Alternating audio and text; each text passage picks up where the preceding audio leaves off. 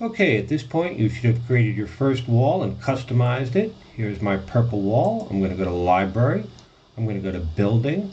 And I'm going to choose this cube that's available here. And you'll see why I'm choosing that in just a second. I'm going to bring it up to here.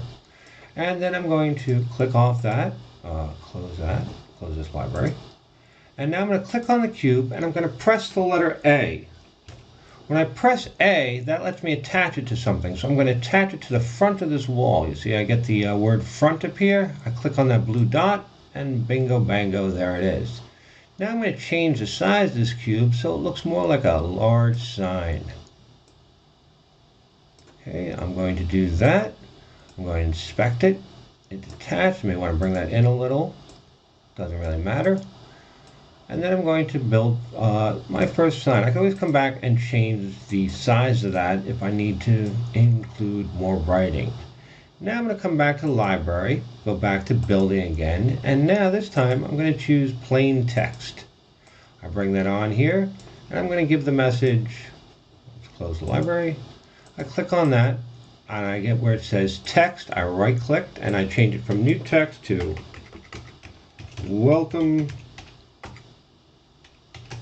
digital citizens! Exclamation point. I like this. That's a good size, I guess. Let's see what happens. All right, I click on that, and once again, I'm going to hit the letter A.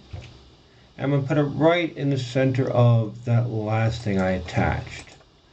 So now I can come here if I want to play around with that a little. I might want to look at the material, change the color of the letters. Might want to make that wider so I can come back here and once again make the letters bigger.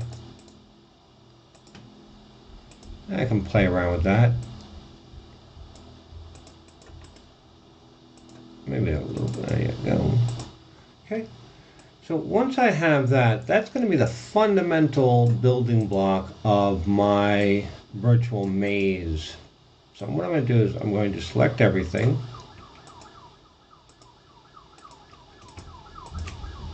And I'm going to click on group. Okay.